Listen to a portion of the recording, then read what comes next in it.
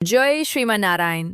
आज हामी तिनै दिव्य सन्तहरूको पवित्र चरित्र र उहाँहरूका बीचमा घटेको एउटा अत्यन्तै हृदयस्पर्शी एवं अलौकिक कथा सुन्न गइरहेका छौं। पहिलो आलवार भनेको के हो? तमिल भाषामा आलवारको पावन अर्थ हो परमात्माको अगाध प्रेम र दिव्य आनन्द सागरमा पूर्ण रूपले डुबेका परम सिद्ध महापुरुष। दक्षिण भारतमा 6औंदेखि 9औं शताब्दीको पवित्र कालखण्डमा भगवान श्रीमन नारायणको अनन्य भक्तिमा लीन रहनुभएका 12 जना परम पूज्य दिव्य सन्तहरूलाई आदरपूर्वक आलवार भनिन्छ। उहाँहरूले तत्कालीन समाजमा व्याप्त जातपात, वर्ग र वर्णको कठोर पर्खाललाई भत्काएर केवल शुद्ध प्रेम र शरणागति नै भगवत प्राप्तिको एकमात्र मूल मार्ग हो भन्ने दिव्य आध्यात्मिक सन्देश प्रवाह गर्नुभयो।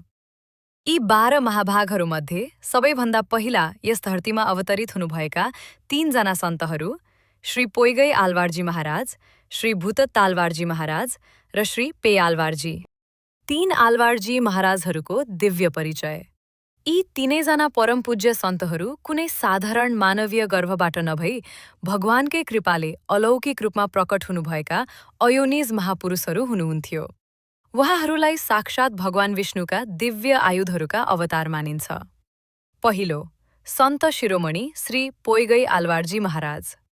काञ्चीपुरमको एउटा दिव्य र पवित्र सरोवरमा स्वर्ण कमलको पुष्पभित्र प्रकट हुनुभएका उहाँ साक्षात् भगवान श्रीहरिको दिव्य शङ्ख पाञ्चजन्यका पावन अवतार हुनुहुन्छ। उहाँको भक्ति अत्यन्तै शान्त र ब्रह्मचिन्तनले ओतप्रोत थियो। दोस्रो, सन्त शिरोमणि श्री भूतत्तालवारजी महाराज। महाबलीपुरमको पवित्र समुद्र किनारमा रहेको एउटा सुन्दर पुष्पवाटिकामा अलौकिक रूपले प्रकट हुनुभएका उहाँ भगवान श्रीमन नारायणको शक्तिशाली गदा कौमोदकीका दिव्य अवतार हुनुहुन्छ। उहाँ परम निष्काम प्रेम र आन्तरिक शुद्धताका जीवित विग्रह हुनुहुन्थ्यो। तेस्रो, सन्त शिरोमणि श्री पे आलवारजी महाराज। चेन्नईको पावन क्षेत्र माइलापुरको एउटा ऐतिहासिक कुवाभित्र रातो कमलको पुष्पमा प्रकट हुनुभएका उहाँ भगवानको तीक्ष्ण खड्ग नन्दकका दिव्य अवतार हुनुहुन्छ।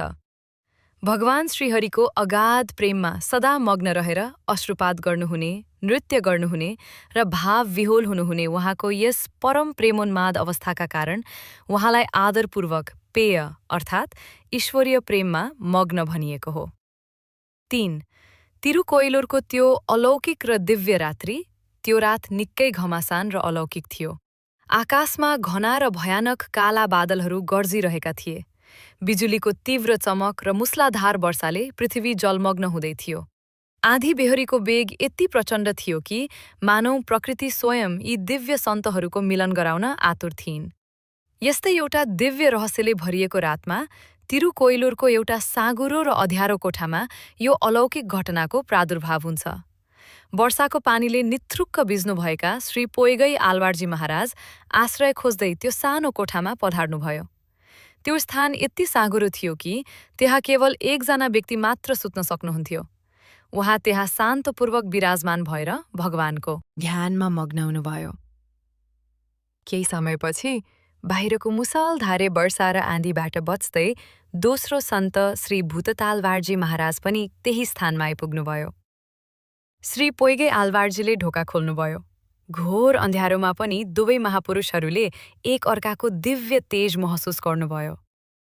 श्री पोइगै आलवारजीले अत्यन्तै विनम्रतापूर्वक आज्ञा गर्नुभयो, हे देव, यहाँ एकजना मात्र सुत्ने स्थान छ, तर हामी 2 जना त सजिलैसँग बस्न सक्छौं। कृपया भित्र पधार्नुहोस्। दुवै परम पूज्य सन्तहरू त्यहाँ बस्नुभयो र त्यो कोठा भगवानको मधुर नाम संकीर्तनले गुन्जायमान हुन थाल्यो। तर भगवानको दिव्य लीला अझै बाँकी नै थियो। केही बेरमै बाहिरको गर्जन अझ भयानक भयो र तेस्रो सन्त श्री पे आलवारजी महाराज पनि ढोकामा आइपुग्नुभयो। कोठा अझ साँघुरो भइसकेको थियो, तर वैष्णव सन्तहरूको हृदय जस्तै विशाल त्यो सानो कोठामा विराजमान ती 2 महाभागले श्री पे आलवारजीलाई हार्दिक स्वागत गर्दै आदरपूर्वक भन्नुभयो, हे महात्मा, यहाँ 2 जना बस्ने ठाउँ छ, तर हामी 3 जना सजिलैसँग उभिन सक्छौं। अब 3 जना परम पूज्य सन्तहरू एक अर्काको शरीरमा तासिएर उभिनु भएको छ। बाहिर प्रकृतिको ताण्डव र पानीको गर्जन छ। भित्र घोर अन्धकार छ, तर उहाँहरूको हृदयमा केवल श्रीमन्नारायणको दिव्य र ज्योतिर्मय नाम बलिरहेको छ। अचानक त्यो अँध्यारो कोठामा एउटा विस्मयकारी र अलौकिक लीला घट्छ। तीनैजना महापुरुषहरूले महसुस गर्नुभयो कि कोठामा अचानक कोही चौथो व्यक्ति प्रवेश गर्नुभएको छ। त्यो चौथो अलौकिक पुरुषले उहाँहरूलाई बिस्तारै भित्तातिर धकेलिरहनु भएको छ। कोठा झन साँघुरो त भयो, तर त्यो अद्भुत दबावमा कुनै कष्ट थिएन। त्यहाँ त केवल एउटा अभूतपूर्व आनन्द, वैकुण्ठको जस्तो दिव्य सुगन्ध र अलौकिक ईश्वरीय स्पर्शको वर्षा भइरहेको थियो।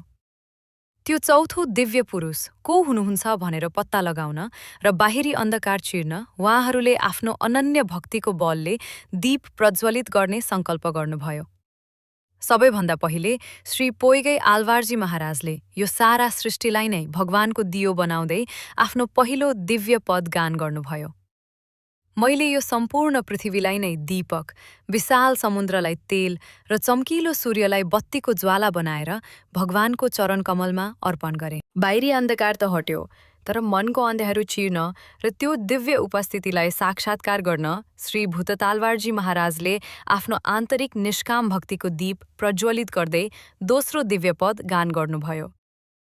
मैले आफ्नो अगाध प्रेमलाई दियो, भगवानलाई पाउने तीव्र श्रद्धालाई तेल र भगवानको स्मरणमा लीन मनलाई बत्ती बनाएर भगवान श्रीमन्नारायणका लागि ज्ञानको दीप बाले।